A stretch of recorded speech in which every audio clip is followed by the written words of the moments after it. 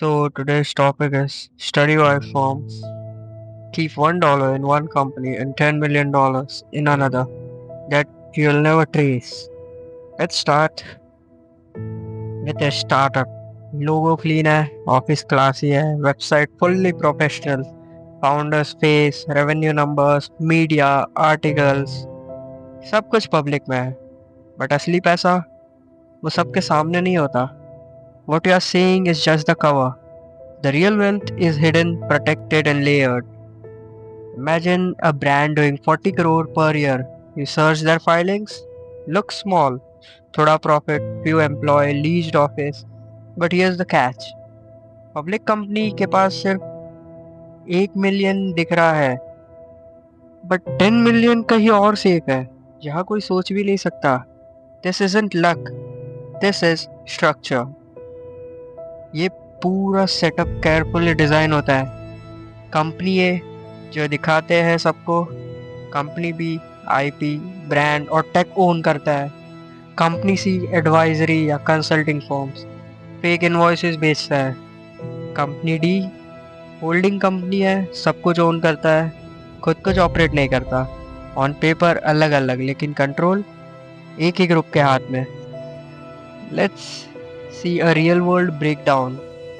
एक स्टार्टअप ने नए फाइनेंशियल सॉफ्टवेयर बनाया. Company A is the front, team, marketing, customers. Company B is offshore, owns the software IP. हर साल company ए company B को 16 crore licence फी देता है.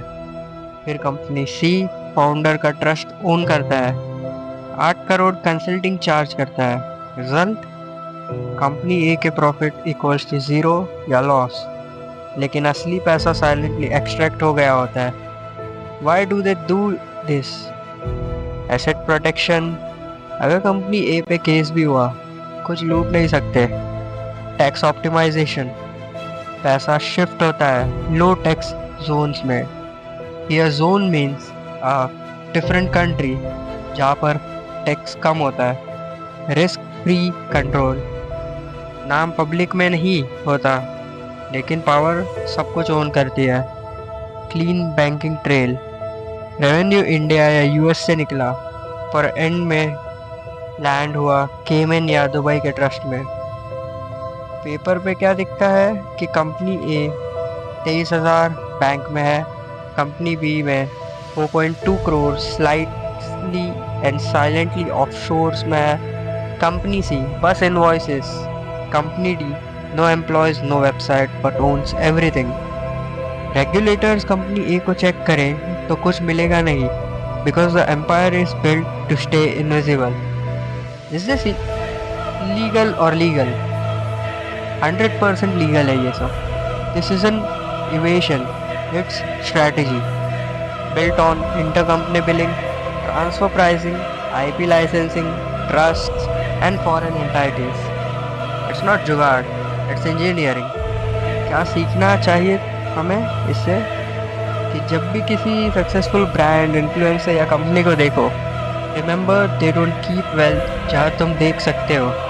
They spread it, they protect it and control it from the shadows.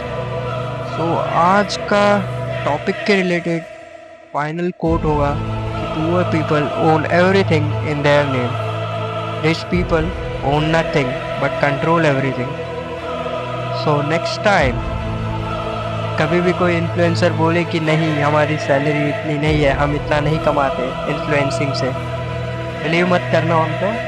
They already have multiple businesses running in the background. Okay, thank you.